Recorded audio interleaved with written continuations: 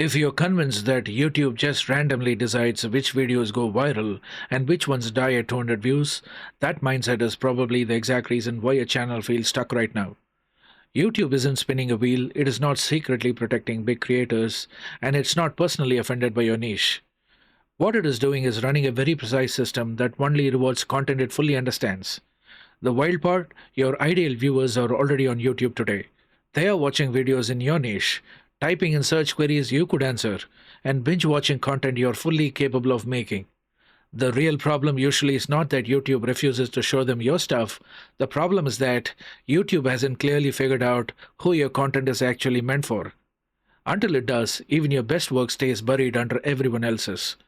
In this video, I'm going to walk you through how YouTube actually decides who sees your videos, when it starts expanding your reach, and why some channels seem to connect with the right viewers instantly while others grind for years. By the end, you will know exactly what to fix so the YouTube algorithm finally starts working with you instead of around you. YouTube isn't exploring you, it's interrogating your video. A lot of creators imagine YouTube like a talent scout wandering around the platform, stumbling across underrated creators and throwing their videos in front of a massive audience to see what happens. That's not how this all works. YouTube is extremely cautious. Showing the wrong video to the wrong person is bad for viewer satisfaction and bad for business. So instead of trying its luck on your upload, the system behaves more like an investigator gathering evidence. Here's what actually happens after you hit publish. Your video is quietly shown to a small initial sample of viewers, maybe a couple hundred, maybe a bit more, but not thousands and thousands. The platform watches how those people behave. Do they choose your thumbnail over others? How long do they stay? Do they interact, subscribe, or completely disappear after a few seconds? From that behavior, it's trying to answer one key question. Is this video clearly valuable for a specific type of viewer? Notice that question isn't, is this video high quality? You can have crisp 4K footage, cinematic transitions, perfect audio, and still lose if YouTube can't tell exactly who that video is meant to serve.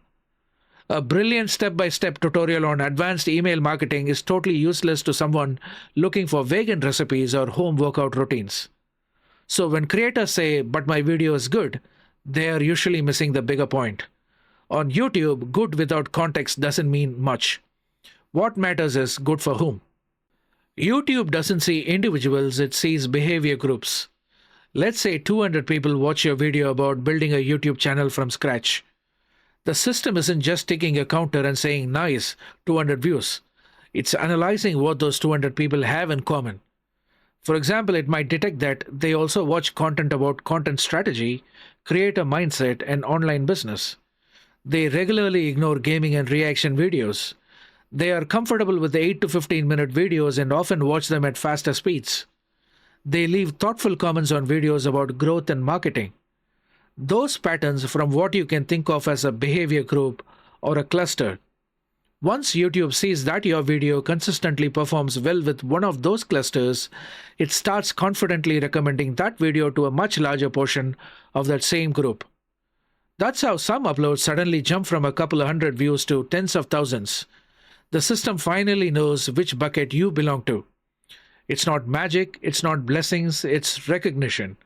YouTube understands this type of viewer loves this type of video from this creator and then scales that match. Your channel is building a trust score. There's another layer most creators never think about.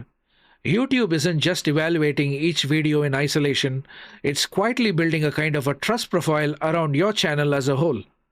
Every time you upload, that first batch of viewers is basically a micro test of your content. Based on how they respond, a few things can happen. If your title and thumbnail get ignored, people click away quickly, or they just leave the platform right after, your video ends up with a very low trust signal. The system keeps it contained and doesn't push it further. If performance is okay, some clicks, reasonable watch time, a bit of engagement, you get a cautious level of trust. The video will slowly gather views, but you won't see explosive growth. If your video attracts clicks, holds attention, and pushes viewers deeper into more content, yours are related, the trust signal spikes and the system becomes much more confident recommending you to similar viewers. The gap between slow trickle growth and sudden momentum often is not better cameras or fancier editing. It's how quickly and clearly your videos prove they are a perfect fit for a very specific audience segment. The three YouTube signals that matter most. So, how do you send that strong, clear signal so the system actually trusts your content enough to scale it? There are three big levers you control. Number one, consistent topic and audience. If your last 10 videos jump from productivity to fitness, then to gear reviews, then to random vlogs, the system has no idea what box to put you in.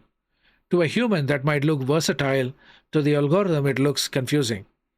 On the other hand, if video after video is designed to help the same type of person solve similar problems, for example, creators who want to grow using smart content strategy, a pattern emerges. That pattern makes you much easier to recommend. Number two, overlapping viewers with your niche. The platform is constantly checking what else are the people who watch this channel interested in. When a big portion of your audience also watches other established channels in your space, it becomes effortless for YouTube to slide your videos into those viewers' recommendations.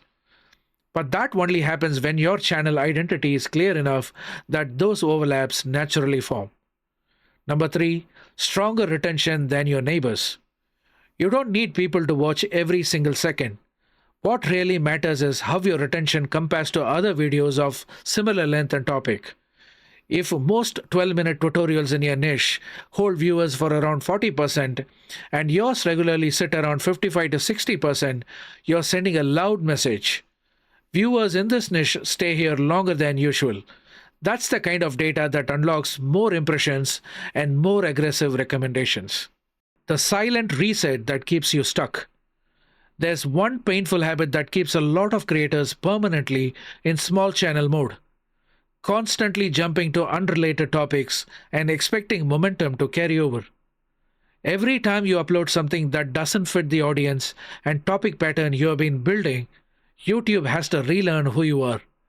It has to retest your content against new clusters, gather new data, and basically restart the trust process.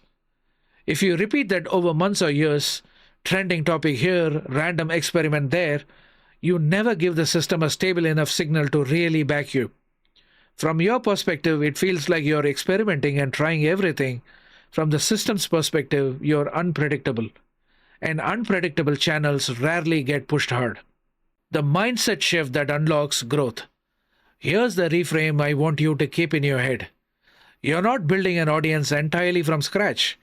You're earning the right to be introduced to an audience that already exists. There are thousands of people right now binge-watching videos in your niche. The platform's job is to bring you in front of them at the right moment. Your job is to make that decision a no-brainer by being clear, consistent, and relevant. Clear about who your content is for. Consistent with the topics and problems you focus on. Relevant enough that viewers in your niche stay longer with you than they usually do elsewhere.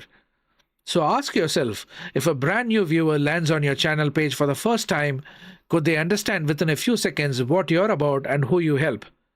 If the answer is anything short of an obvious yes, that's your next priority. YouTube growth is not impossible, it's quite easy, but people make it far more complicated by feeding YouTube with not so relevant videos in their niche. If you found this breakdown helpful and you want more straight talk videos about growing on YouTube the smart way and the right way, make sure you subscribe. Drop a comment telling me what niche you are in and what kind of viewer you think you're built for. I'm reading, I'm listening, and I'll use your answers to shape my future videos just for you.